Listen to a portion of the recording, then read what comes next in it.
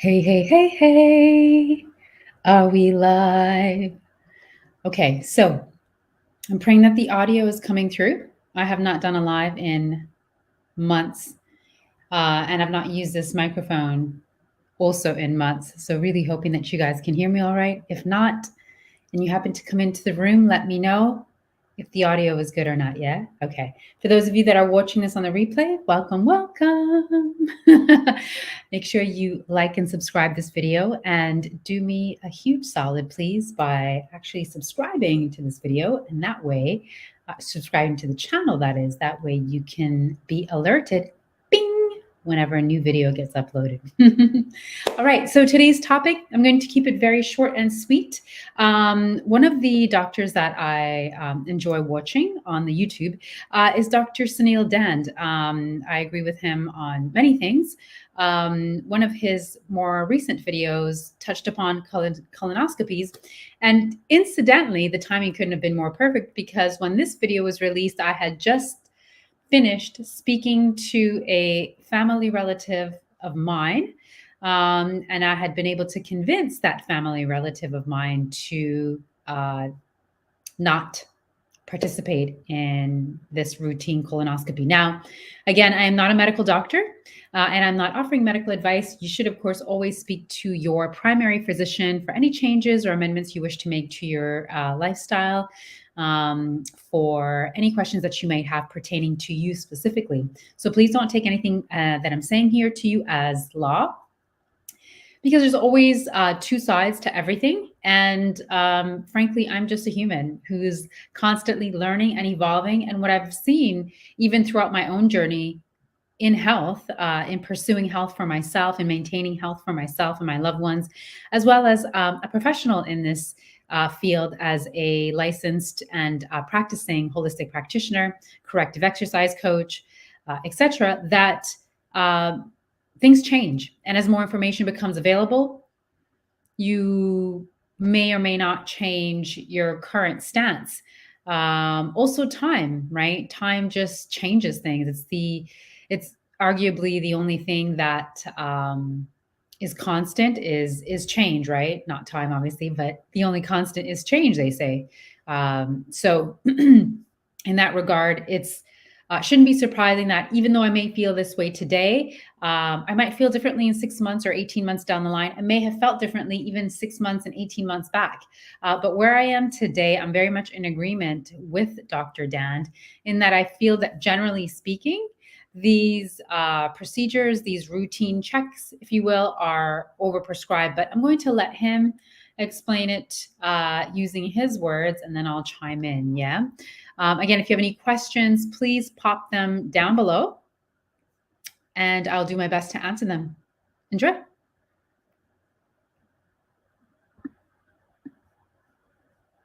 Because when it comes to screening colonoscopies, the United States is a complete outlier. Pause.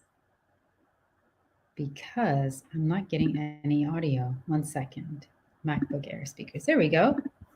Let's start again, shall we? I told you all it's been a minute since I've done this. Because when it comes to screening colonoscopies, the United States is a complete outlier. Almost no other countries even do screening colonoscopies. I think there are a handful of countries, but not many amongst Western advanced nations. Unfortunately, the healthcare system, in my eyes, is a complete scam. Even though I'm a doctor, I have no interest with interactions with our healthcare system because I know what comes next when you are a patient and you... Okay, so this is exactly what I was speaking about.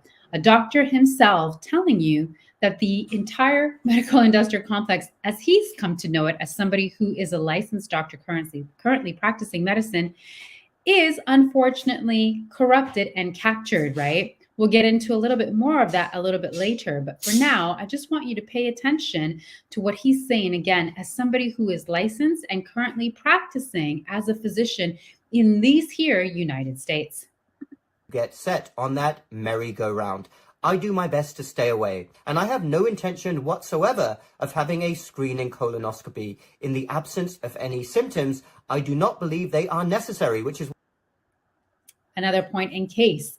The primary reason he's saying that he does not wish to pursue getting a routine colonoscopy is precisely because he doesn't have any symptoms. Before the vid, you may recall that we never talked about getting testing really and truly for things that were quote unquote asymptomatic. At the very least, if it was being done, it wasn't mainstream. During the vid, it became sort of we could say widespread and almost normalized that we should be testing and screening for things that we simply are not having any symptoms of. So when the vid initially came out and there was all this talk about, well, you might be saying asymptomatic, you might be asymptomatic, you should get testing. Well, there's a reason why prior to that, you weren't really testing people without symptoms. And the reason for that is that the lack of symptoms is an indication that the viral load is low. It's low enough that you won't transmit. That doesn't just apply to the vid as a virus, it also applies to other things, including HIV.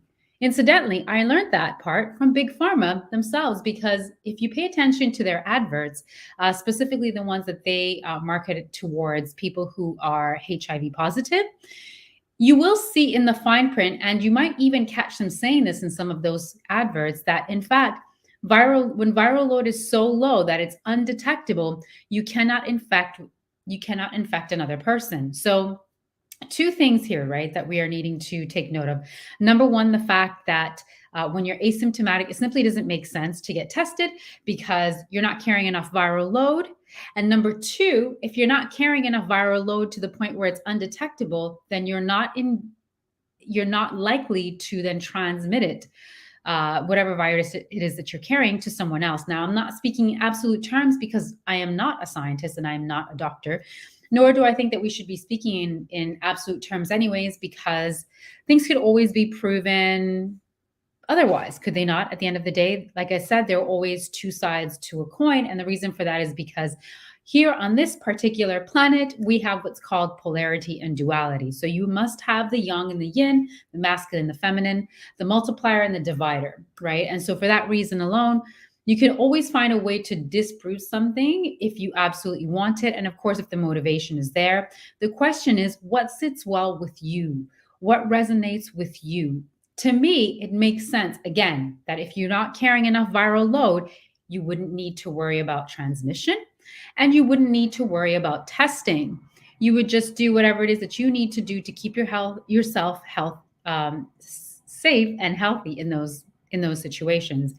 So again, I don't want us to get into a place where we are fearful of things that don't have any symptoms, and we feel that we always have to participate in this hamster wheel of getting tested incessantly for no good reason. There is monetary gain to be had, obviously, for the manufacturers of said tests. And also it's great for invoking fear in the populace, right? So think about why they would want you to be over testing, like we did during a period of time 4 years ago, when there aren't any symptoms, and what the implications are of that if you make that then sort of your MO, if that becomes your standard of operations. Carrying on. Why most countries don't do them. Americans may be surprised to learn that other countries consider routine colonoscopy screening for cancer to be overuse. A key issue is the lack of high-quality evidence demonstrating the superiority of colonoscopy compared to other screening methods. And that is very true. But routine screening is not recommended in many other countries, including the United Kingdom, Australia, Canada, France. There are only a handful of countries in the world which recommend colonoscopy as.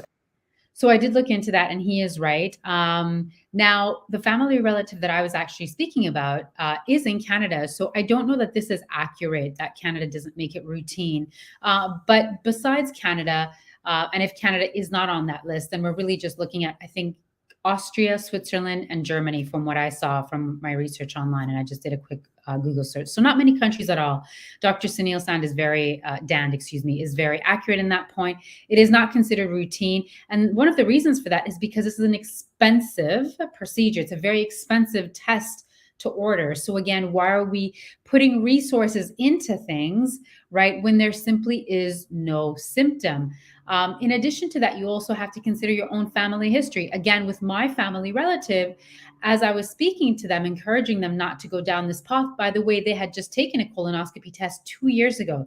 So it's not like they've never had one, period. It's just this idea of consistently having to redo these tests every so often when nothing has changed, nothing major in your life has changed. You're not seeing a big decrease or increase in weight.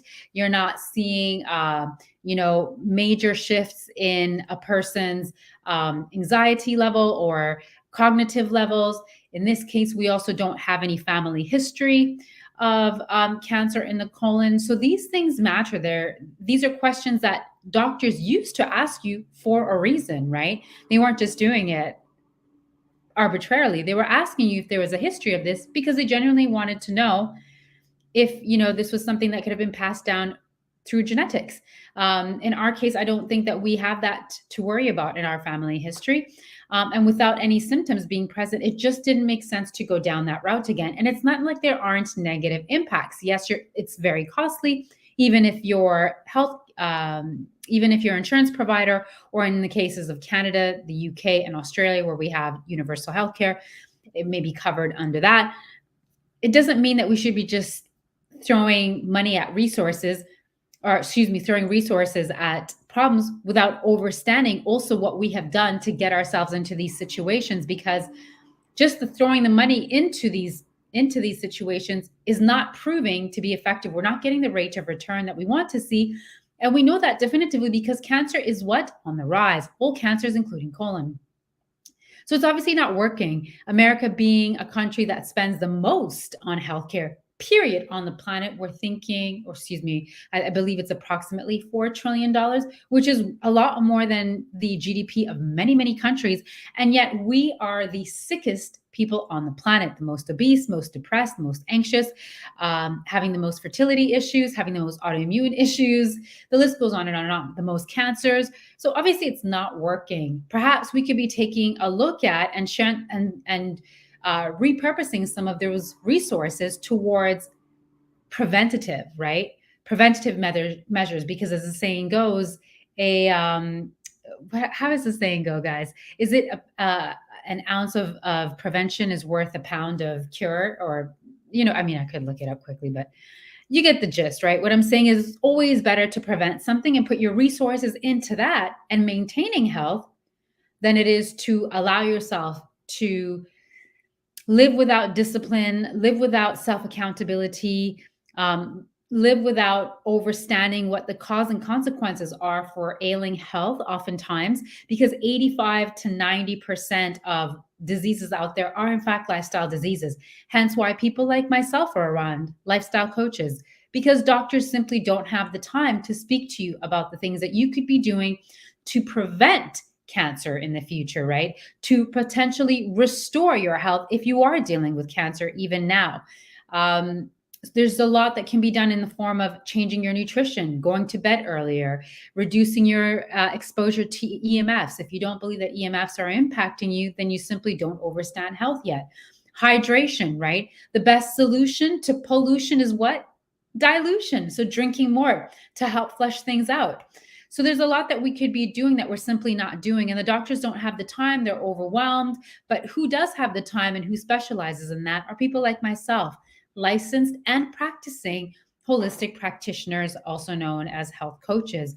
Please seek one out, because you'll be able to go a lot further pursuing that avenue than continuing on as you have, thinking that the medical industrial complex is going to have a solution for you come what may down the line. They don't. If you've not noticed, they are not in the business of healing. They are in the business of mitigating symptoms. And whilst they're doing that, silencing one symptom, something else is popping up because you get a side effect from whatever you're taking. Does that make sense?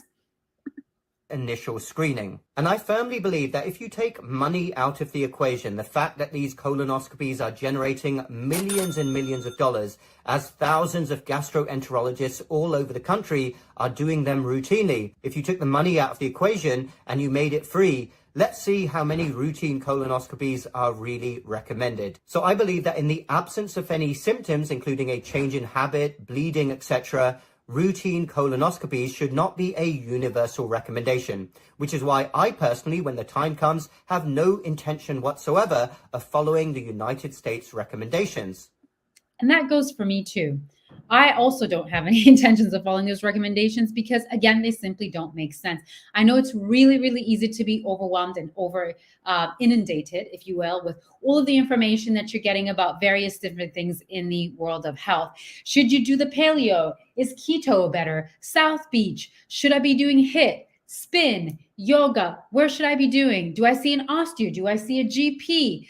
There are so many questions that all of us have, rightfully so, because frankly, they've caused a lot of confusion. And a lot of us are around here looking, we're just sitting here looking around, not really sure which direction to go. I get all of that. I am experiencing that even in real time because I've got my own health that I'm trying to now correct due to some things, that I participated in as a young child and adult, namely, things like that, which over time, there are consequences for that, in addition to antibiotics, right? As a child or as a young adult, there are long-term consequences for these things. Perhaps you're seeing them now because most people in the Americas and in the West are suffering from chronic inflammation, chronic autoimmune issues, chronic fatigue, and all of this can be traced back to things like leaky gut, X syndrome, overtoxicity. A lot of us share these things in common because we've done the same things growing up, which is we've trusted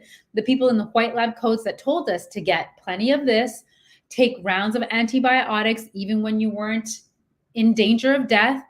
And that, again, has come with its own consequences because nothing can be done.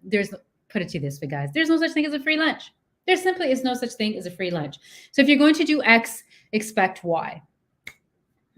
If it was that important, other countries would be doing it. And many other countries which don't do routine colonoscopies have lower rates of colon cancer and improved survival after diagnosis than the United States does. So explain that to me. On the other side of the coin, the United States has one of the worst junk food cultures of any nation on earth. So that increases the risk of many gastrointestinal cancers, including colon cancer. So I suppose that should play into it as well. But you would think if the authorities in the United States were so concerned about colon cancer, why don't they go all out with a public campaign against this toxic ultra-processed food culture?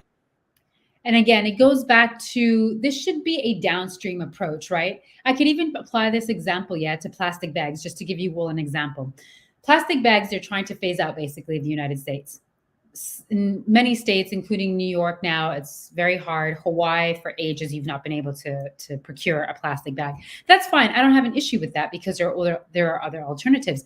But the point is, it's a top-down approach as opposed to a bottom-up approach, meaning if you stop producing it, we as the customers, we won't have access to it. But for you to consistently be producing water in plastic bottles or plastic bags or junk food, that's not to say that there is no onus on us. Of course, I'm absolutely not passing the buck because frankly, I'm surrounded in America, regardless of which part of America I'm in, I'm surrounded by all of this food that you're seeing on the screen right now. It is available to me ad nauseum. I don't have to go more than 10, 15 minutes before I can find a place that's going to serve me this, whatever this is, fried potatoes, fake meat, possibly, because it doesn't need to be labeled as cloned meat in the US, a gluten bun, and all of the pesticides, rodenticides, fungicides, and everything that's been sprayed on these foods, because I'm sure I'm not looking at anything organic.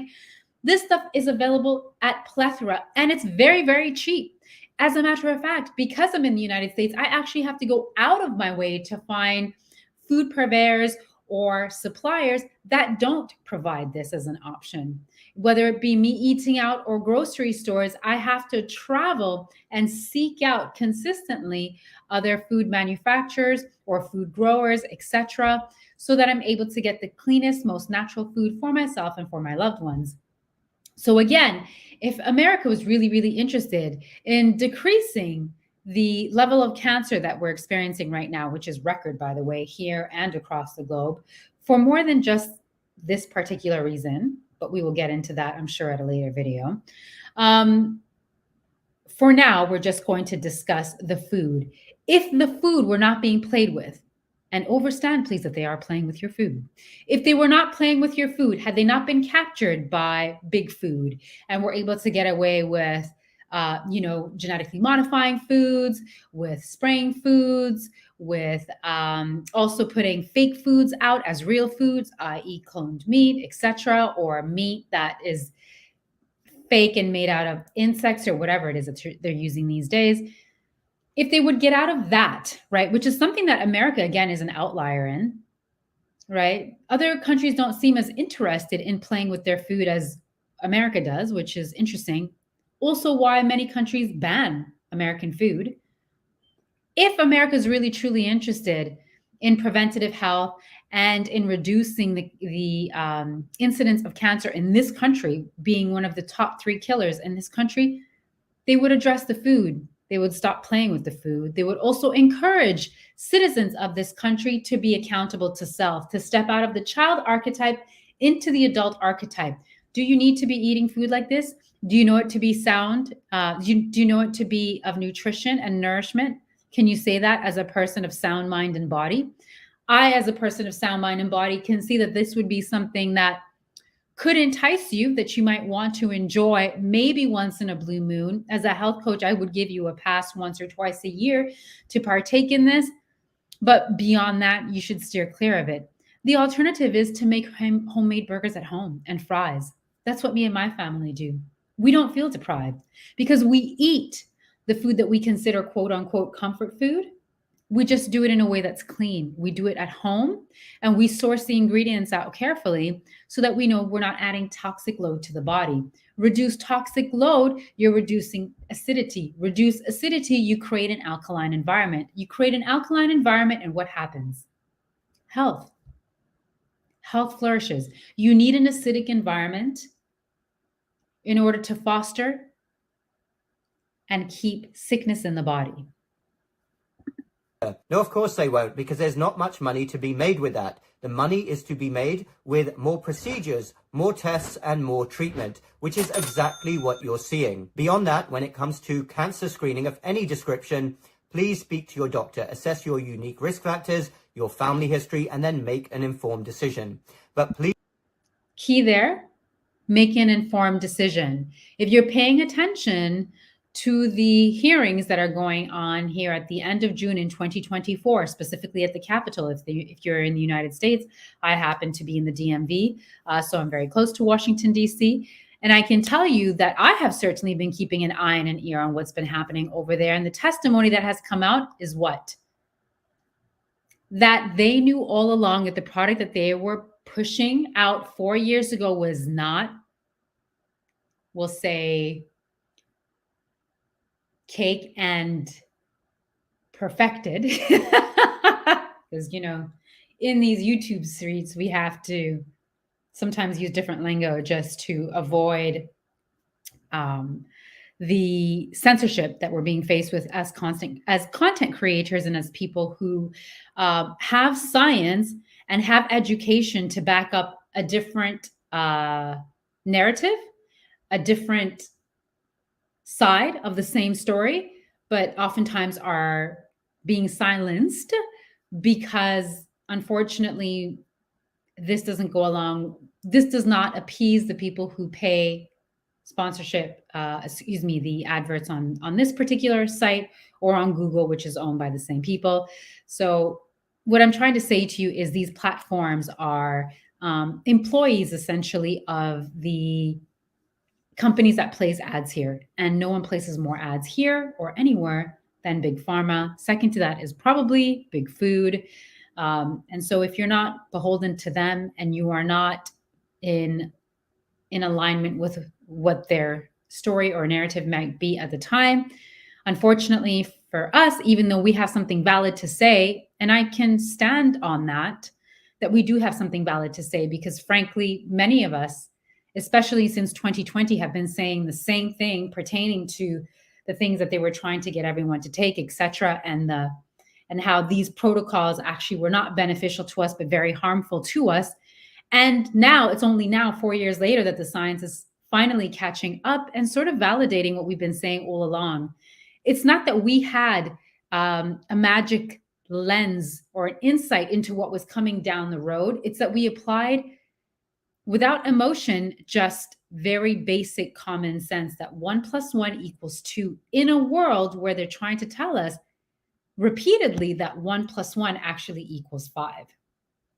Right? So are you paying attention to that? Are you paying attention to what you're being forced to believe, buy into, and swallow as dogma, as truth, and even as science, which, by the way, science oftentimes is paid for by, unfortunately, people who have an agenda of their own, also known as pharmaceutical companies.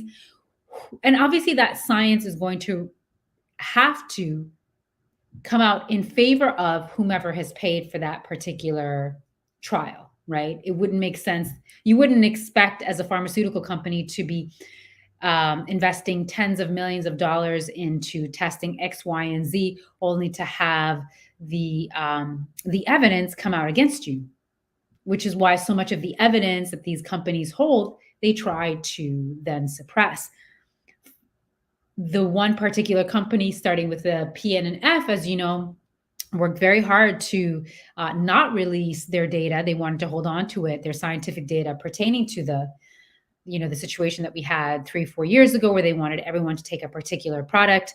And what happened was they fought tooth and nail to hold that back for 75 years. And thankfully, it was a court order that released that data out. It was 80,000 pages worth that revealed to those of us that were paying attention that the side effects from this actually could lead to MS and heart issues and inflammation and organ failure and skin issues and yada yada yada. Right? I mean, the list goes on and on. Remember, 80,000 pages at the end of the day that they were trying to suppress that eventually were released. So loads of data out there. But what I'm saying is, if you again just follow the money, you don't have to be particularly smart to do this. You just have to follow the money, take a step back and be open to ideas outside of your dogma. And when I'm saying this to you all, I'm saying this to myself too, because I was in that headspace for a really long time. In some areas, I probably still am, and I'm needing to break out of that. So I think that there's an opportunity for all of us to start to open our minds to the possibilities of maybe some people are not working on our behalf. Maybe some of our leaders are not interested in what is the best possible outcome for us as the constituents and as the voters, and even as the citizens of whatever country it is that you belong to. But that there could be something bigger at work, that they might be serving a different master.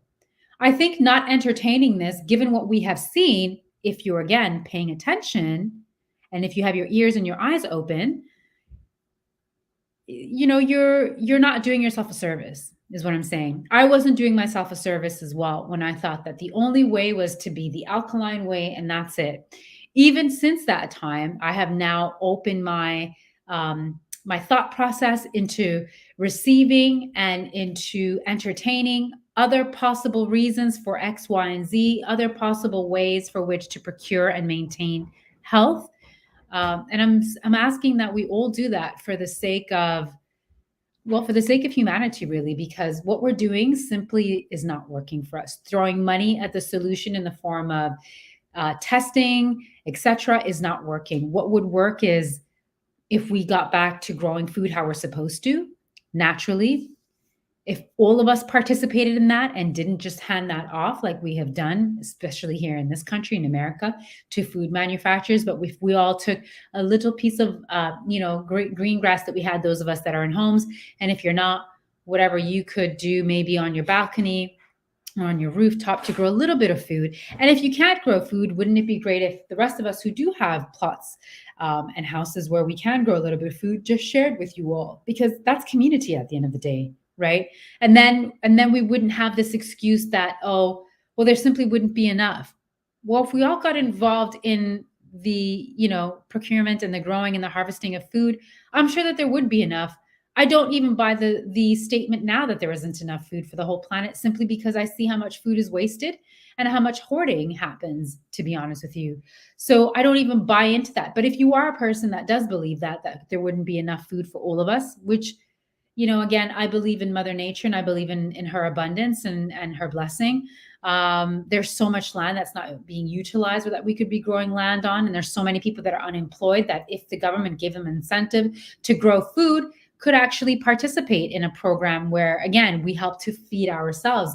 And we could be doing it in a way that's not mass and that didn't require all of these harsh chemicals. We could be doing it in a way that's a lot more loving, a little bit more biodynamic, and certainly safer also for Mother Nature, in that we could take turns and allow the soil to rest every other year, etc. So I would grow this year, maybe my neighbors would grow next year. The following year, someone 2 doors down would grow, and then it would circle back to me. So there's so many things that we could do collectively as a community. And I think that one of the best ways to do that, to be honest, is to just simply stop seeing the government as the answer to all of our worries, to stop seeing them as the only way to stay safe and protected. What if we could do that for ourselves? What if we could provide ourselves with the things that we needed, whether it be education through homeschooling, we could help each other, whether it be through growing food, whether it be through bartering of skill sets. I'm also a trained economist in addition to being a health coach.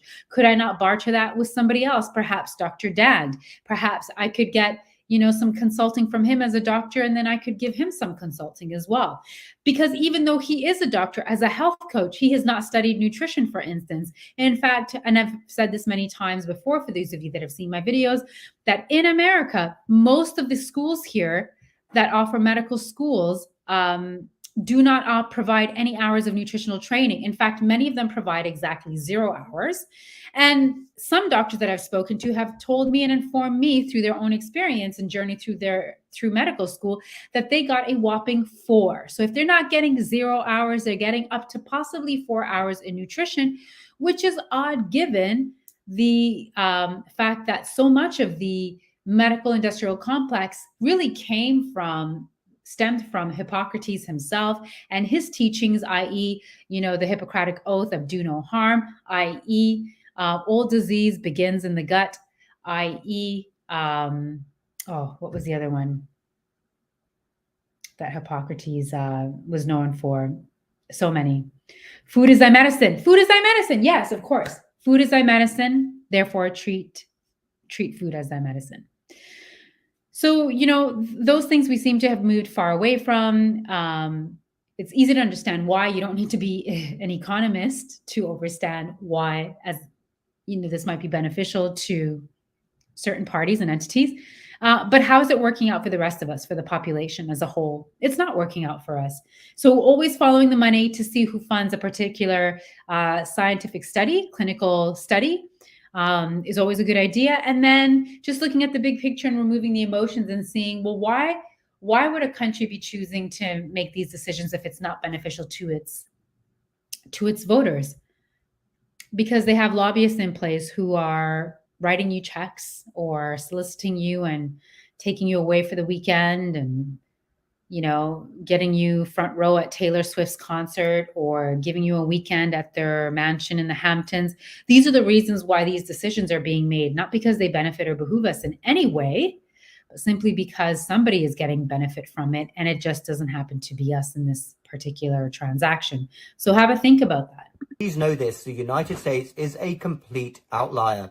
I personally won't be following recommendations, but each one of us has to make our own decision when it comes to any procedure or intervention. What are the risks versus benefits? And also understand, if you're in the United States, that the USA is currently an outlier. Most countries don't do routine colonoscopies, and these are advanced Western countries. They focus first and foremost on any alarm symptoms, including a change in habit, any unexplained weight loss, any bleeding, all of those symptoms which are worrisome. And I just want to take a moment, not to go back to the vid and what happened, but I remember Dr. Michael Eaton, who's a former vice president of one of the subdivisions at that pharmaceutical company that starts with a P and an F.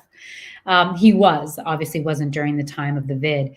And where, again, he explained that even to him as a doctor / scientist, he could not recall a time, literally from the beginning of time, right, that he has ever known a society to participate in mass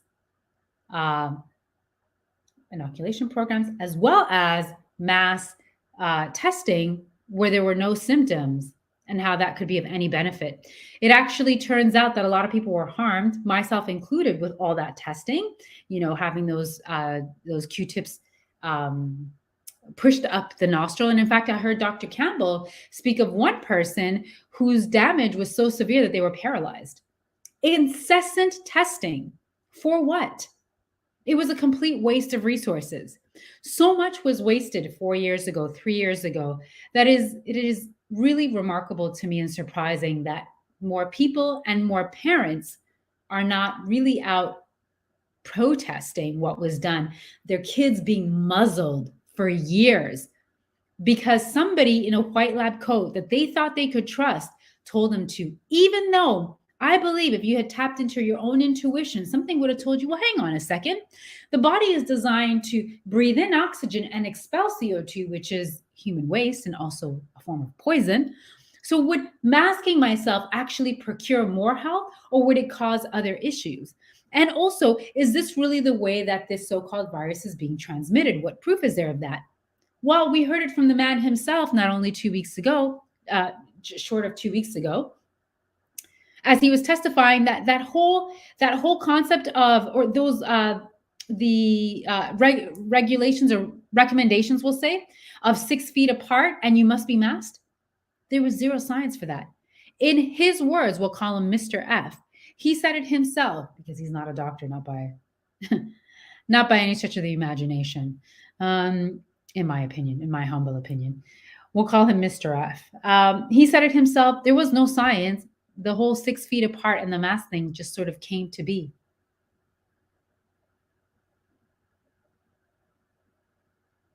Awkward pause. It just came to be.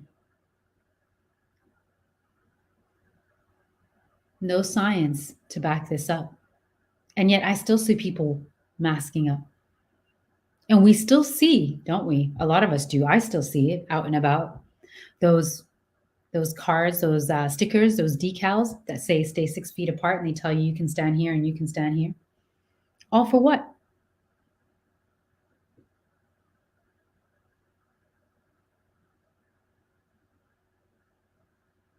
I'm intentionally providing this pause here so that you can think about it, you can contemplate, you can reflect on whether you were one of those people that had a sixth sense or that had an inkling, but you silenced your gut to go along with the norm, which was never normal, but they were trying to normalize, or to go along with this narrative, or simply just to get along, to go along for the sake of getting along, which I understand all of those because I was living that same reality with everyone else. And I know how difficult it was to have a different thought or opinion. But this whole idea of groupthink, and we all must feel the exact same way, we all must feel and support one ideology or one dogma or one science, it doesn't make sense, because also science is not fixed. It's constantly moving. It's constantly shifting. Science is happening in real time, and to not change your viewpoint or your perspective, or to be married to any one quote unquote hypothesis or belief, simply doesn't behoove that. And again, as I'm saying this to you all, I'm also teaching myself this. I'm also reminding myself. So we're very much learning together. But this particular video I wanted to share with you because I just thought it was so apropos, having me anyways just spoken to one of my family members and encouraging them to, make up their own mind, and I said to them, if you really want to do it, do it. But this family member had already expressed to me, they didn't want to do the colonoscopy. They didn't want to take the beverage, which probably may or may not have some negative side effects. I don't know. Right. But I'd be surprised if there was nothing even slightly harmful in those beverages, but maybe there's not. I've not looked into it because I just simply have not. That person expressed to me that they just didn't want to do it. And they didn't see why. To which I just said to them, but you're absolutely right. Well, why would you do it? You don't have to do it. You did it 2 years ago and you were fine, thank God. Also, you don't have a family history. And lastly, you don't have any symptoms. So why are we doing things without a reason? That's like me going to eat without a reason. You need a reason to do things. You need a reason to get up. Don't just do things for the sake of doing them, because otherwise you're moving through life almost in like a sleep-like state.